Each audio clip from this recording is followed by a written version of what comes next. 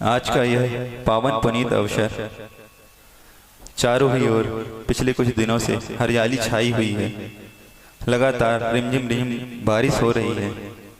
आप देख रहे हैं कि चारों ओर पक्षियों की चहचहाहट है, हरियाली है और मेंढकों की आवाज भी है। लेकिन इसके कुछ दिन पूर्व क्या था? चारों ओर भीषण गर्मी थी, सूखा था। आप लोग बार बार आके ये कहते थे ना कि पानी नहीं आ रहा है, इतनी गर्मी पड़ रही है, क्या होगा, कैसे फसल पैदा होगी, सब कुछ सूखा रह जाएगा। लेकिन आप देखिए पिछले कुछ दिनों से कितना ही अच्छा माहौल हो गया है चारों ओर। आपकी इस धर्म नगरी में चारों ओर धर्म का वातावरण हो गया है। सूर्य भी 2 दिन से दिखाई नहीं दे रहा है, कहीं सुदूर जाके छुप गया है। ठीक इसी प्रकार आप सोचिए कि आपका यह बंडा नगर है। इस बंडा नगर में आप लोग का ये धर्म रूपी नगर, जिसमें ये शरीर है यहाँ विराजमान है, जिसमें जो आत्मा है ये कई दिनों से सूखी पड़ी थी। जैसे आचार्य महाराज जो सुदूर जाके छुप गए हैं, कहाँ, यहाँ से दूर सिरपुर में जाकर, जिनकी किरणें यहाँ तक पहुँच नहीं पा रही हैं। लेकिन यहाँ कई दिनों से इस नगर में सुनते हैं कि चातुर्मास नहीं हो पा रहा था मुनि महाराज का। बहुत लगभग 10-12 साल पहले पूर्व यहाँ 2009 में पूज्य मुनि निर्वाक संभव सागर जी का चातुर्मास हुआ था। उसके बाद अब आप लोग के जीवन में ये दोबारा पुनः अवसर प्राप्त हुआ है इस बंडा नगरी को, कि देखो उस महासागर की एक कृपा देखिए कि वो बार बार बोलते थे कि यहाँ सूखा है, कई दिन हो गए हैं, गर्मी पड़ रही है, हम लोग प्यासे हो गए हैं।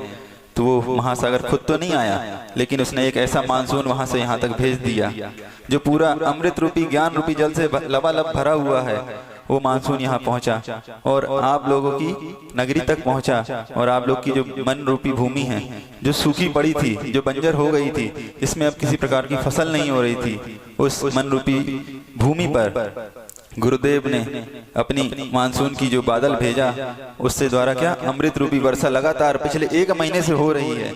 और वह खेत, अब उसमें जो बीज उत्पन्न हो गया है, किसका उत्पन्न बीज डाला गया है? आचरण रूपी बीज डाला गया है उस खेती को करने के लिए। और जब वह खेती हो रही है तो धीरे धीरे अब वह बीज, आचरण का बीज, धीरे धीरे वह कुछ दिनों पश्चात आप देखिएगा चारित्र का रूप ले लेगा और आपके जीवन में भी कोई ना कोई संयम प्राप्त हो जाएगा, चारित्र हो जाएगा। जिस प्रकार आप पूर्व में भी देख चुके हैं कि यहाँ चारित्र रूपी कई वृक्ष खड़े हो चुके हैं। कई मुनि महाराज जी हैं, पूज्य आनंद सागर जी, निरोग सागर जी, निरामय सागर जी, ये ऐसे चारित्र के वृक्ष हैं जिनकी शाखाओं से, जिनके फल से, जिनकी छांव तले कई अन्य भी राहगीर पथिक आ रहे हैं और उस छांव में अपने आप को तृप्त कर रहे हैं, शांति का अनुभव प्राप्त कर रहे हैं। और ऐसी पूज्य गुरुमती माता जी, आदर्शमती माता जी, सूत्रमती माता जी, शीतलमती माता जी, अमूल्यमती माता जी आदि जितनी भी माता जी हैं, ये सब भी निरंतर चारित्र रूपी वृक्ष को धारण किए हुए हैं और सभी को पल्लवित कर रही हैं, पुष्पित कर रही हैं और छाया प्रदान कर रहे हैं। इस प्रकार की यह धर्म नगरी है। लेकिन गुरु आपका कितना ध्यान रखते हैं, ये बात तो सही है।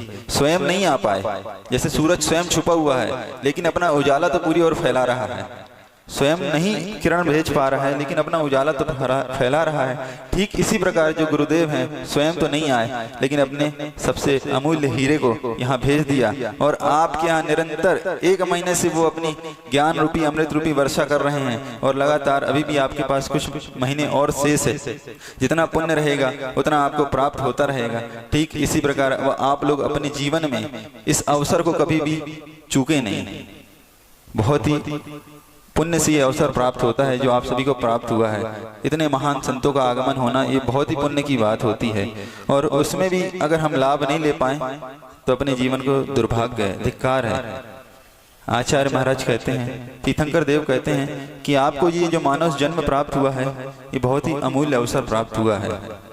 जिस प्रकार एक विद्यार्थी होता है, जब उसका बचपन होता है, युवा अवस्था होती है, तो वो विद्या अध्ययन के लिए भरपूर प्रयास करता है, उस अवसर का पूरा फायदा उठाता है और खूब सारा विद्या अर्जन कर लेता है। और एक जब व्यापारी होता है वो इस सीजन में क्या करता है, इस मौके को छोड़ता नहीं है। वो अवसर प्राप्त करके खूब सारा व्यापार करता है और व्यापार करके खूब सारा पैसा कमा लेता है, वो दान धर्म करता है। ठीक उसी प्रकार जब एक किसान होता है, आषाढ़ का मौसम आता है, सावन का मौसम आता है, तो वह खूब मेहनत करता है, पुरुषार्थ करता है, खेती करता है और उससे जो फसल होती है उससे बहुत सारा धन कमा लेता है। ठीक इसी प्रकार आचार्य कहते हैं कि आपके जीवन में भी यह मनुष्य रूपी, यह धर्म रूपी ये जो जीवन मिला है ये बहुत ही दुर्लभ है। इस दुर्लभ क्षण को आप अपने पास से जाने न दें, इसका सदुपयोग करें कि ये अपन को मानव जन्म मिला है, इसमें हम आचरण को प्राप्त करें, चारित्र को प्राप्त करें, धर्म को प्राप्त करें, जिससे अपन मोक्ष सुख को प्राप्त कर पाएं। इस अवसर को खोना नहीं चाहिए, क्योंकि आप ये सोचिए कि 4 गतियां बताई गई हैं। 4 गतियों में एक मनुष्य गति ऐसी है जिसको ये अधिकार प्राप्त है जो संयम ग्रहण कर ले और मोक्ष को प्राप्त कर सकता है। नरक गति का जीव है वो भी नहीं कर सकता है, क्योंकि वो नरक से निकल के नहीं आ सकता। त्रियंश गति का जीव है, देवगति का जीव, जहाँ संयम की गंध भी नहीं है, निरंतर वो भोग विलासता में डूबे हुए हैं और सुख का अनुभव कर रहे हैं। उसके बाद आती त्रियंश गति। त्रियंश गति में विवेक नहीं है, ज्यादा से ज्यादा क्या देशव्रत तक ग्रहण कर लेता है, अणुव्रत ग्रहण कर लेगा, फिर भी वह अपना कल्याण नहीं कर सकता, मोक्ष को प्राप्त नहीं कर सकता। लेकिन आपके जीवन में ये जो मनुष्य भाव प्राप्त हुआ है दुर्लभता से, इसके द्वारा आप कम से कम अपने अंदर चारित्र को ग्रहण करके और गुरु के बताए हुए मार्ग पे चलकर, भगवान के द्वारा दिखाए हुए मार्ग में चलकर अपने आप को मोक्ष सुख तक प्राप्त करा सकते हैं। ये आपको दुर्लभ अवसर प्राप्त हुआ है, लेकिन फिर भी आप देखिए कि आपको जब लौकिक जीवन में अवसर प्राप्त होते हैं तो आप कभी नहीं चूकते हैं, हर अवसर का फायदा उठाना चाहते हैं। तरह तरह के ऑफर्स आते हैं, कोई चीज सस्ती मिली, कुछ भी मिली तो अपन चूकते नहीं है उसका अवसर लाभ उठाने से। लेकिन क्या होता है जब धर्म का अवसर आता है तो अपन उसमें आनाकानी करते हैं, प्रमाद करते हैं, चले जाएंगे, अभी तो पूरे 4 महीने बाकी हैं। आपने देखा जितनी आगवानी में भीड़ होती है, जितनी स्थापना में भीड़ होती है, क्या उतनी भीड़ प्रतिदिन होती है? नहीं होती। क्यों? क्योंकि अपन मन से ये प्रमाद कर जाते हैं, आलस कर जाते हैं कि अभी तो महाराज यहीं विराजमान हैं, जब मौका मिलेगा तो चले जाएंगे, फिर देख लेंगे, फिर देख लेंगे। इस तरह कर करके एक एक क्षण व्यतीत होते जाता है और समाप्त होते जाता है। आपके देखते ही देखते आपको पता ही नहीं चला कि देखिए 1.5-2 महीने निकल गए हैं। बच्चे 1.5-2 महीने और हैं चातुर्मास के, वो भी निकल जाएंगे। अगर आप अपने जीवन में इन दुर्लभ क्षणों का उपयोग कर पाएंगे तो आपको एक दिन लगेगा कि हम धीरे धीरे ही सही, एक एक स्टेप बढ़ते बढ़ते, एक एक सीढ़ी चढ़ते चढ़ते हम बहुत ऊपर आ गए हैं। इन 4 महीनों में बहुत आगे बढ़ गए हैं। लेकिन कुछ लोग आप देखिए, आपको मिलेंगे, आप उनसे बार बार बोलेंगे कि भैया एक बार तो महाराज के दर्शन कर लो। कुछ तो ऐसे होंगे 4 महीने हो जाएंगे, दर्शन ही नहीं करेंगे। आपकी इस पवित्र भूमि में नैनागिर है, वहाँ भगवान का समोसरण आया था, पार्श्वनाथ भगवान का। वहाँ आप लोग जानते ही होंगे कि समोसरण में क्या होता है। आप लोग का बहुत सौभाग्य है। लेकिन आप एक चीज को ध्यान से गौर करिए कि भगवान का समोसरण होता है, उस समोसरण जब लगता है तो सब प्रकार के जीव आते हैं। मनुष्य गति के भी जीव रहते हैं, देव गति के भी जीव रहते हैं, त्रियंश भी रहते हैं, सब प्रकार के जीव आते हैं। लेकिन एक मात्र कौन से नरक गति के जीव नहीं आते हैं। तो आप बोलेंगे ऐसे क्यों महाराज? क्योंकि उनकी योग्यता नहीं है, उनको निरंतर दुखों को ही सहना है। और जब कोई व्यक्ति समोसरण पहुंचता है ना, तो वहां उसको किसी प्रकार का दुख नहीं होता है, किसी भी प्रकार का दुख नहीं होता। ना वहां उसकी मृत्यु होती है, ना उसको भूख की वेदना होती है, चाहे ना नींद की वेदना होती है, ना खाने पीने की वेदना होती है, किसी प्रकार का दुख नहीं होता है। लेकिन जो नरक गति के जीव होते हैं वो वहां तक नहीं पहुंच पाते हैं।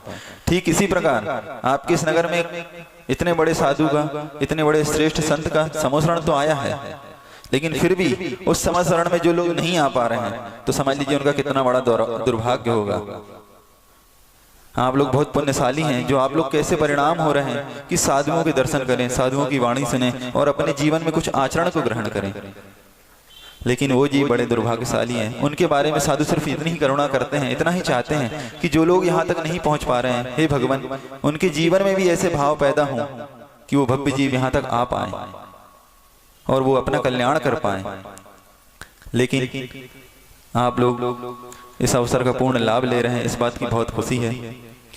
आप देखिए लौकिक जीवन में जब आप जन्म लेते हैं तो आपकी बाल्यावस्था किसमें व्यतीत हो जाती है? खेल कूद में ही, खाने पीने में। उसके बाद धीरे धीरे आप युवावस्था होती है तो आप मौज मस्ती में, नौकरी में, धंधे में, शादी ब्याह में, इसमें समाप्त कर लेते हैं। फिर आप थोड़े प्रौढ़ होते हैं तो धन की कमाई, नाती पोतों की इच्छा हो जाती है कि इनको खिला लें, घुमा लें। फिर आप और थोड़े बूढ़े होते हैं तो अब क्या, सिर हिलने लगता है, गर्दन हिलने लगती है, अब शरीर समाप्त होने लगता है। फिर बोलते हैं महाराज अब धर्म क्या करें? तो अपने भाव क्या होता है, क्या अपन को जीवन इसी के लिए प्राप्त हुआ है? खाने पीने, उठने बैठने, मौज मस्ती के लिए? ये तो एक पशु भी कर लेता है। इस तरह से अपना जीवन यापन पशु भी कर लेता है कि वो जब मन होता है वो खा लेता है, चर लेता है, उठ लेता है, बैठ लेता है, भोग लेता है, बच्चों को जन्म दे देता है। आखिर क्या होता है, रात दिन ऐसे समाप्त करके और अपने इस जीवन को समाप्त कर लेता है। आप लोग उनसे तो बेहतर है ना, आप लोग को विवेक है, मानव जन्म है ना, इसको विवेकवान व्यक्ति बोला गया है मानव। इसके पास ये विवेक होता है। विवेक का अर्थ होता है विभाजन। अपने जीवन में क्या सही है और क्या गलत है, इसको अपन को जान लेना है। अगर अपन अपने जीवन में क्या सही, क्या करने योग्य, क्या नहीं करने योग्य, इसको नहीं जान पा रहे हैं तो अपन जीवन में बहुत पीछे रह जाएंगे। अपना ये अमूल्य क्षण ऐसे ही नष्ट हो जाएगा। जिस प्रकार आपने देखा है, एक जो हीरा होता है उसका छोटा सा कण भी बहुत बहुमूल्य कहलाता है। ऐसा नहीं कि हीरा बस बहुमूल्य, उसका कण बहुमूल्य नहीं हो, उस छोटे से हीरे के कण की कीमत भी बहुत होती है। फिर भी इसी प्रकार अपना जो जीवन है, मनुष्य जीवन मिल गया दुर्लभता से, साधु संत का समागम मिल गया, फिर भी आप अगर अपने जीवन में इस क्षण का उपयोग नहीं करेंगे तो ये वो छोटा हीरा हो ना, उस प्रकार इसके प्रत्येक क्षण को आप गंवा रहे हैं, फेंक रहे हैं, नष्ट कर रहे हैं। लेकिन जब आपके जीवन में आप धैर्य पूर्वक सुनते हैं, गुरुओं की वाणी का पान करते हैं, अमृत का पान करते हैं, तो कहीं ना कहीं अपने जीवन में आके उसका असर पड़ता है। आज नहीं, आचार्य ज्ञान सागर महाराज जी जब आचार्य गुरुवर जी नए नए आए थे संघ में तो बहुत सारा अध्ययन कराते थे। अब आचार्य महाराज जी को तो कुछ समझ नहीं आता था क्योंकि कन्नड़ भाषाभाषी थे, जैसा उस दिन महाराज जी ने बताया था कि, और ज्ञान सागर जी मारवाड़ी। तो अब संस्कृत की भी क्लास, हिंदी की भी क्लास, हिंदी की भी क्लास, सभी विषय पढ़ाते, व्याकरण भी पढ़ाते। तो ज्ञान सागर महाराज जी बार बार एक ही बात बोलते थे, विद्याकालीन पच्यते। क्या? विद्याकालीन पच्यते। अभी आप जो ध्यान पूर्वक सुन रहे हैं ना, भले कुछ समझ नहीं आ रहा है, लेकिन आपके जीवन में एक ऐसा पल आएगा जिस दिन आपको ऐसा लगेगा, हाँ उस दिन महाराज जी ने ये चीज बताई थी, ये ऐसा होता है। अभी तो आपको लगता है कुछ नहीं हो रहा, कुछ नहीं समझ में आ रहा, बस ये प्रवचन है। लेकिन आपको समय पाते, अवसर पाते, वो गुरुओं के वचन याद आएंगे कि हाँ महाराज जी ने ऐसा बताया था, हमें ऐसा नहीं करना चाहिए, कि ऐसा करना चाहिए। देर सवेर आप उसका सदुपयोग जरूर करेंगे अगर आप भव्य होंगे तो, अगर आप एकाग्रता पूर्वक सुन रहे होंगे तो। देखो किस तरह अपने जीवन में एक व्यक्ति अपने जीवन को नष्ट कर लेता है। ये कथा तो आप हम सबके जीवन की है। आप ध्यान पूर्वक सुनेंगे कि एक प्रसंग मुझे बहुत अच्छे से याद आ रहा है कि एक व्यक्ति रहता है, वो व्यापार के उद्देश्य से दूसरे गांव की, दूसरे शहर की और विदेश की ओर जाता है। जब वो चलना प्रारंभ करता है तो उसको 7 समंदर पार जाना रहता है, तो एक जहाज को कर लेता है, उस जहाज में बैठ जाता है। अब वो जहाज में जाता है और बहुत बड़े बड़े सपने देखता है कि मैं इतना धन कमाऊंगा, ऐसा करूंगा, इतना महल बनाऊंगा, सब कुछ करूंगा। निरंतर वो सपनों में डूबा रहता है और चला जाता है धीरे धीरे। अब वो जैसे ही समुद्र में आगे तक जहाज पहुंचता है, अचानक उसके कर्मों की उदीमना हो जाती है। चारों ओर से आंधियां चलना प्रारंभ हो जाती हैं। आंधियां प्रारंभ हुई और जैसे ही आंधी आती है, तूफान आती, तो अब उसको भय सताने लगता है कि अब मेरे जीवन का क्या होगा। भय सताता है तो क्या होता है कि देखते हैं जैसे ही तूफान बढ़ता है तो लहरें भी उतनी तेज होने लगती हैं। अब जो नौका होती है वो डगमगाने लगती है। फिर भी वो जहाज धीरे धीरे आगे बढ़ रहा था। अचानक से क्या होता है कि इतना जोर तूफान आने लगता है कि बवंडर जो आता है वो लहरों को लेके घूमने लगता है। अब उस व्यक्ति को चक्कर आता है कि अब मेरा जीवन तो नष्ट होने वाला, अब क्या होगा।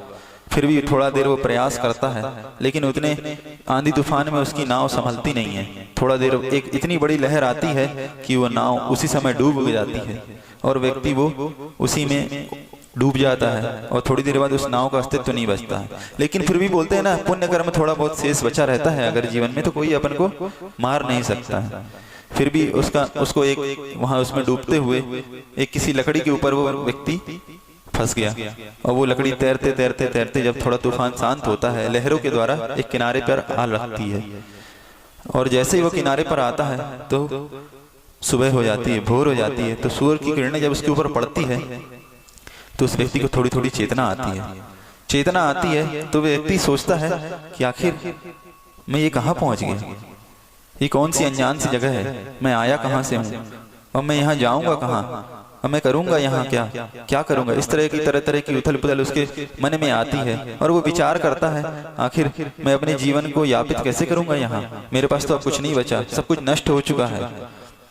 फिर भी बोलते हैं ना, जीने के लिए थोड़ी सी आस जब शेष रहती है तो व्यक्ति पुरुषार्थ करना नहीं छोड़ता है, क्योंकि जान बचाने के लिए व्यक्ति सब कुछ कर सकता है।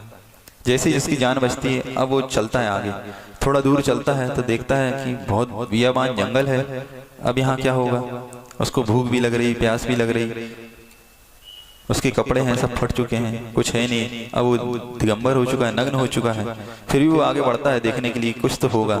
आगे चलता है, थोड़ा आगे चलता है तो देखता है अचानक से गजराहट की आवाज आ रही है चारों ओर से, एक धम धम धम। तो क्या देखता है कि विकराल बहुत ही बड़ा एक कोई पशु उसके पीछे उसको मारने के लिए दौड़ रहा है। अब उसका भय और जोर बढ़ गया कि अब करेंगे तो क्या, अब कैसे अपने जीवन को बचाएंगे। देखता है पीछे तो एक हाथी था, लंबी लंबी सूंड, दो सींग, दो दांत उसके बड़े बड़े। अब उसको दौड़ रहा है उसके पीछे। वो बहुत तेज भागने लगता है कि कैसे अपनी जान बचाई जाए। जब वो जान बचाने के लिए भागता है तो देखता है उसको थोड़ा सा कोई गांव सा नजर आ रहा है, लेकिन उसके पूर्व में एक उसको वृक्ष दिखाई देता है। जब उसको वृक्ष दिखाई देता है तो अब क्या करता है, बोले मरते को कुछ तो सहारा चाहिए, तिनके का ही सहारा। तो वो उसमें उस वृक्ष में चढ़ने की कोशिश करता है, बार बार उचकता है। तो फिर क्या, एक टहनी होती है, वो टहनी उसके हाथ लग जाती है और उसमें चढ़ के बैठ जाता है। सोचता है भगवान जान बच गई। अब वो चिल्ला रहा था भगवान बचाओ बचाओ बचाओ। लेकिन आप ये सोचिए, दुख के दिनों में तो आपने भगवान को स्मरण कर लिया, काश आप पहले स्मरण कर लेते जब आप दुख में नहीं थे कि हे भगवान मुझे कभी दुख ही ना आए, मैं इस शरीर से छूट जाऊं, मुझे मुक्ति प्राप्त हो जाए। लेकिन फिर आप इसका विचार नहीं करते हैं। लेकिन जैसे ही आपके ऊपर दुख का पहाड़ टूटता है तो आप तुरंत आपको भगवान याद आते हैं, गुरु याद आते हैं। अच्छे सुख के दिनों में हमने एक बात पढ़ी थी, सुख सुविधा में व्यक्ति का विनाश होता है, विकास नहीं होता है। क्योंकि जैसे ही आपके जीवन में सुख सुविधाएं बढ़ती हैं आप धर्म को भूलते जाते हैं। जैसे ही आपके जीवन में धन आता है आप धर्म को भूलते जाते हो। हमेशा आप अपने जीवन में किससे कंप्रोमाइज किया आपने? देखिए, जब भी आपके सुख का दिन हुआ है तो आपने पूजन छोड़ी है, भगवान के पास जाना छोड़ा है। जब भी आपका दुख का दिन आया है, बीमार हुए हैं तो भगवान के पास जाना छोड़ा है। जब भी आप थोड़े व्यस्त हुए हैं तो भगवान के पास जाना छोड़ा है। जब भी आप घूमने गए हैं तो भगवान के पास जाना छोड़ा है। आपके पास संसार के सब कार्य करने के लिए तो समय है, लेकिन एक सिर्फ धर्म करने के लिए समय नहीं है। सबसे पहले अपन कटौती करते हैं अपने जीवन में तो धर्म के काम में कटौती करते हैं, बाकी सब कार्य चलते हैं। कितनी भी व्यस्तता हो जाए आपका भोजन करना नहीं छूटता है, कितनी भी व्यस्तता हो जाए आपका सोना नहीं छूटता है, आपका नहाना धोना, कपड़े पहनना, सजना सवरना, ये सब कुछ नहीं छूटता है। लेकिन कुछ छूटता है जीवन में तो सिर्फ धर्म। अपन सबसे पहले कुछ छोड़ते हैं तो धर्म, कर लेंगे उसको बाद में, देख लेंगे, कल चले जाएंगे मंदिर, कल महाराज जी के पास चले जाएंगे। इस तरह सोच के अपन सबसे पहले धर्म से विमुख होते हैं। लेकिन जैसे ही आपके जीवन में विपत्ति आती ना, दुख आता है, तो आप तुरंत क्या बोलते हैं? नहीं, अब तो पहले भगवान के पास चलो, एक श्रीफल चढ़ाएंगे, महाराज जी शांति विधान करेंगे रोज जब तक ये विपदा दूर नहीं हो जाएगी। वैसे भगवान नहीं याद आते हैं, वैसे शांति विधान में याद नहीं आता है। लेकिन जैसे ही विपदा आई अपने जीवन में, गरीबी आई अपने जीवन में, कुछ घाटा लग गया, तो अब भगवान की याद आने लगेगी। जब तक धन आ रहा था तब भगवान नहीं, सिर्फ धन याद आ रहा था। इसी प्रकार वो व्यक्ति जैसे ही विपदा में पड़ा तो अब वो भगवान का नाम ले रहा था। तो थोड़ी देर बाद वो जब उस पेड़ में चढ़ा जाता है तो फिर अब वो हाथी को बड़ी गुस्सा आ जाती है कि मेरा शिकार है और इसको ऊपर चढ़ गया, अब मैं इसको कैसे मारूंगा, कैसे खाऊं, परेशान करूंगा। तो वो हाथी उस पेड़ को हिलाना चालू करता है जोर जोर से। अब वो जैसे ही पेड़ को हिलाना चालू करता है तो व्यक्ति अब झूलने लगता है उसमें। तो वो जहां बैठा था अभी टहनी में, तो अब उसमें लटक जाता है। जैसे ही लटकता है तो अब उसको लगता है मेरा जीवन तो गया, समाप्त हो गया, अब मुझे कोई नहीं बचा पाएगा। इतने में ही एक आकाशवाणी होती है कि देखो तुमने जीवन में एक बार तो प्रभु को स्मरण किया है, उसका फायदा तो होगा। भले तुमने दुख में याद किया है लेकिन तुम्हारा पुण्य कर्म है अभी, क्योंकि तुमने एक बार भगवान को मन से स्मरण किया है। तो ऊपर क्या बोलता है, आकाशवाणी होती कि देखो ऊपर कुछ देखो। तो जैसे ही ऊपर की ओर देखता है तो वहां क्या, एक मधुमक्खी का छत्ता लगा रहता है, उससे कुछ बूंदे टपकती हैं। तो वो जैसे ही ऊपर देखता है तो उसके मुख में एक बूंद जाती है तो बड़ा खुश हो जाता है, आखिर ये है क्या, इतना मीठा, बड़ा आनंद आ रहा है। अब वो धीरे धीरे उन्हीं बूंदों के रस में लग गया। इतने में हाथी क्या करता है, फिर से पेड़ हिलाता है। जैसे पेड़ दोबारा हिलाता है तो मधुमक्खी का छत्ता हिल जाता है पूरा, और मधुमक्खियां पूरा उसको काटने लगती हैं। फिर वो जोर जोर से चिल्लाता है, कुछ नाक में बैठ गई, कुछ मुख में बैठ गई, कुछ कमर में, ऐसे पूरे शरीर में मक्खियां उसको घेर लेती हैं। फिर भी उसको होश नहीं है, क्यों? क्योंकि उसको मीठा मीठा शहद ऊपर से टपक रहा है, उसके सुख में वो मग्न हो जाता है। तो देखो वो भगवान देखते हैं, सोचते हैं कि देखो इसको तो कुछ समझ नहीं आ रहा है, इसको कुछ भान नहीं हो रहा है, ये अपने सुख में कैसा व्यस्त है, चारों ओर से इसको मधुमक्खियां इसको काटे पड़ रही हैं, फिर भी उसको मधुमक्खी के जो छत्ते से रस टपक रहा है, शहद टपक रहा है, उसके स्वाद में मग्न है। इसको लग रहा है कि वही सुख अच्छा है। भगवान धिक्कारते हैं कि देखो ये संसारी प्राणी, कितना भी समझाओ कितना भी बताओ, लेकिन इस थोड़े से सुख में ही डूब रहा है, इंद्रिय सुख। जिस प्रकार आपने देखा एक बच्चा होता है, रोता रहता है, तो बचपन में उसको निप्पल दिया जाता है, प्लास्टिक का रहता है कि उसके मुख में चुंगा या निप्पल डाल दिया जाता है, वो प्लास्टिक का रहता है। जैसे ही वो रोता है उसके मुख में डाल दिया तो बच्चा चूसते रहता है और चुप हो जाता है, जबकि उसके अंदर से कोई रस नहीं आ रहा है, सिर्फ वो निप्पल उसके मुख में लगा हुआ है और वो शांत हो जाता है, खेलने लगता है। ठीक इसी प्रकार उस व्यक्ति की परिस्थिति बन गई कि उस शहद के स्वाद में वो मग्न हो गया। फिर क्या है, थोड़ा देर बाद वो ऐसा करता है तो ध्यान से देखता है तो क्या होता है, दो चूहे हैं, दो चूहे उसकी टहनी को काट रहे हैं, एक सफेद चूहा एक काला चूहा, और नीचे विकराल एक अंधकूप है जिसमें कई अजगर हैं जो अपना मुख फैलाए खड़े हैं, ऊपर मुख किए, कब ये व्यक्ति नीचे टपके और मैं इसको अपना ग्रास बना लूं। सही भी है, क्योंकि वो तो त्रियंच गति का प्राणी है ना, उसका तो भोजन वही है, वो तो यही चाहेगा कि कब मुझे मेरा भोजन मिले और मैं अपने आप को तृप्त कर लूं। फिर भी वो व्यक्ति को उसी समय देखो कैसा पुण्य जागता है, वहां से एक गुरु महाराज निकलते हैं, जैसे आपके नगर में भी आ गए ना चातुर्मास के लिए, ऐसे ही उस शहर के लिए एक गुरु महाराज जा रहे थे। तो वो मुनि महाराज उसकी हालत देख के उसको समझाते हैं, देखो भैया मैं तुमको समझाने आया हूँ, मैं तुम्हें बचाने आया हूँ, ये जो काल रूपी हाथी है ये मेरा कुछ नहीं कर सकता है, तुम चाहो तो मेरे पास आ सकते हो।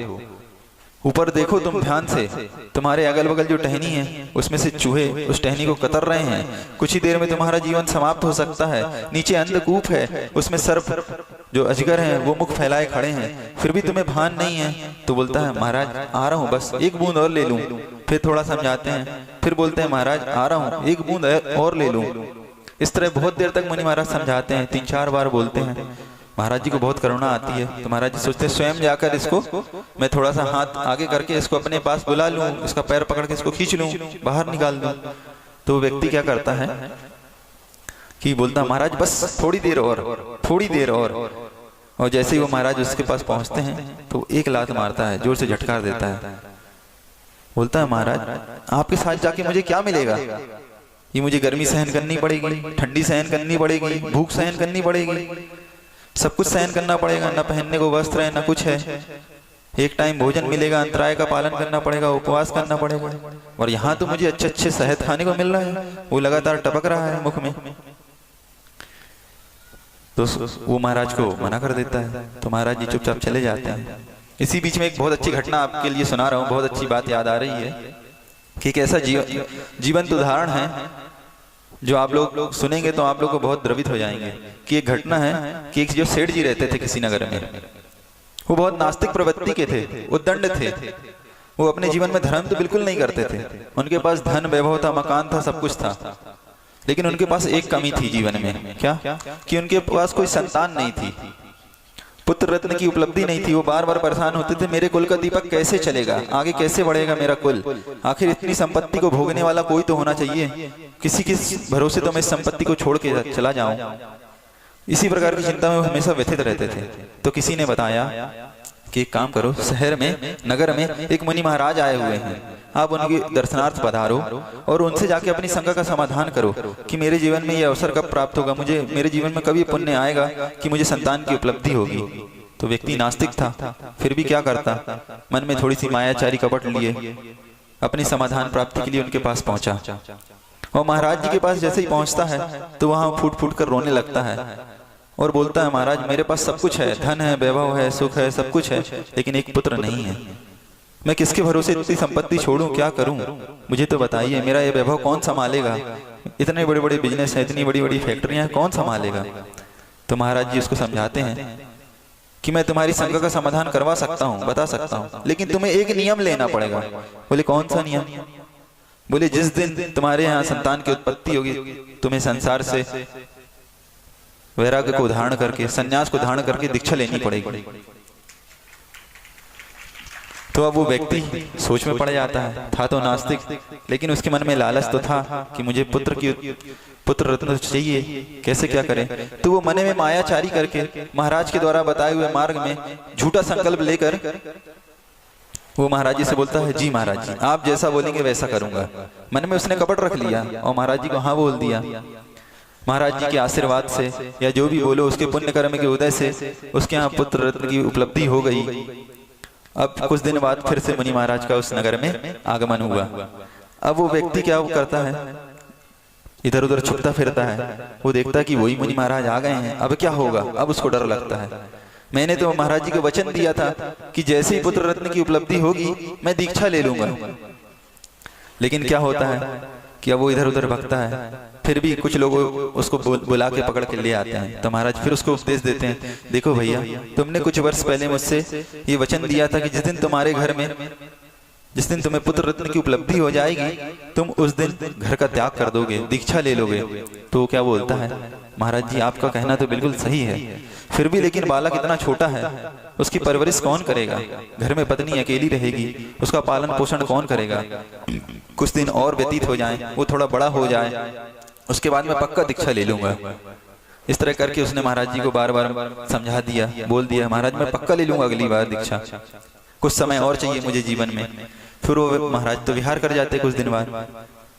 अब वो व्यक्ति आराम से अपने जीवन को व्यतीत कर रहा है, बच्चों के खेलने खिलाने में मस्त है, अपने व्यापार में मस्त है। फिर कुछ वर्षों बाद उन्हीं मुनि महाराज का पुनः आगमन होता है, वहां से निकलना होता है। अब फिर वो सेठ जी टेंशन में आ जाते हैं, अब क्या होगा, महाराज जी तो फिर आ गए मेरे नगर में, अब तो बच्चे भी बड़े हो गए हैं। फिर वो इधर उधर छुपते फिरते हैं कि महाराज देख न ले कहीं, नहीं तो फिर दीक्षा के लिए कहेंगे। लेकिन बोलते हैं ना कि व्यक्ति तो आ ही जाता सामने कहीं ना कहीं से, पाप कितना भी छुपाओ छुपता नहीं है, सामने एक ना एक दिन जरूर आ जाता है। महाराज जी कहीं जा रहे थे जंगल या इत्यादि, उसी समय उस व्यक्ति का निकलना हुआ और वो व्यक्ति रास्ते में मिल गया। तो महाराज ने फिर उसको समझाया, देखो भैया आज 15-20 वर्ष हो गए हैं, आपने कुछ हमसे वचन दिया था हमें कि आपके घर में बालक उत्पन्न हो जाएगा तो हम दीक्षा ले लेंगे। अब वो व्यक्ति क्या बोलता है, महाराज अभी तो मेरी शादी नहीं हुई है मेरे बच्चे की, उसकी शादी ब्याह कर दूं, नाती पोता हो जाए उनको थोड़ा खिला लूं, उसके बाद मैं वैराग्य को धारण कर लूंगा, दीक्षा ले लूंगा, अभी तो पूरा जीवन पड़ा है, कितनी जल्दी क्या है। फिर इस तरह वो आनाकानी करके बच के चला गया। आखिर क्या होता है, कुछ समय और व्यतीत हो जाता है, फिर वो कहीं जा रहा था, इस तरह करके मार्ग में फिर उसको ये मुनि महाराज मिल जाते हैं। इस बार उसके नगर में नहीं आए, उसको मार्ग में वो मुनि महाराज मिल गए। अब वो क्या करता, फिर महाराज जी ने उसको समझा दिया 3-4 बार की, महाराज देखो अपने जीवन में कल्याण कर लो, आपके क्षण ऐसे ही व्यर्थ होते जा रहे हैं, आपको ये अवसर पुनः प्राप्त नहीं होगा, ये मनुष्य जीवन आपको प्राप्त हुआ है, इसमें आप रत्नत्रय को धारण कर सकते हैं, संयम को धारण कर सकते हैं, आपके अंदर इतनी क्षमता है, फिर तो बुढ़ापा आ जाएगा तो कुछ कर नहीं पाओगे। तो व्यक्ति बोलता है, महाराज अब मेरी स्थिति आप देख रहे हैं, अब तो न मुझसे बोलते बनता है न चलते बनता है, अब मैं दिन भर खाट में पड़ा रहता हूँ, खांसता रहता हूँ, मेरा बुढ़ापा आ गया है, अब मैं कैसे मुनिव्रत को धारण कर पाऊंगा, कैसे एक टाइम भोजन कर पाऊंगा, न विहार कर पाऊंगा, कैसे मैं गर्मी को सहन करूंगा, ठंडी को सहन करूंगा। इस तरह करके वो व्यक्ति फिर से टाल देता है बात को। मुनि महाराज अपना सिर पकड़ते हैं कि देखो पूरा जीवन इसने व्यर्थ कर दिया, इतने वर्षों से मैं इसको समझा रहा था कि अपने जीवन में अपना कल्याण कर लो, कल्याण कर लो, ये शरीर नष्ट हो जाएगा, आपका बुढ़ापा आ जाएगा, बाद में कुछ नहीं मिलेगा, कुछ नहीं बचेगा, तो आप कुछ कर नहीं पाओगे। फिर भी वो व्यक्ति नहीं माना, आखिर महाराज तो चले गए और वो व्यक्ति कुछ ही दिनों बाद मृत्यु को प्राप्त हो जाता है।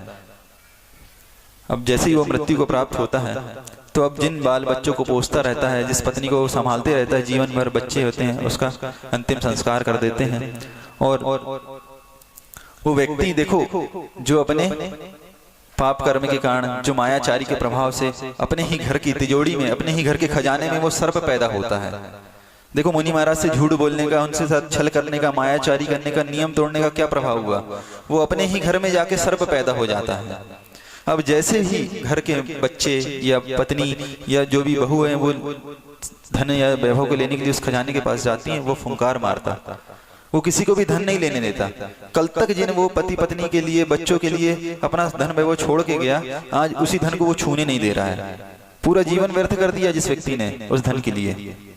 अब घर वाले बहुत परेशान हो जाते हैं, उनको धन की आवश्यकता होती है, घर में धन की बहुत आवश्यकता थी, वो जैसे ही जाएं फिर फुंकार मार दे, बहुत परेशान हो जाते हैं। आखिर घर वालों ने एक उपाय निकाला, एक सपेरे को बुलाया कि भैया इस सांप को यहाँ से बाहर करो।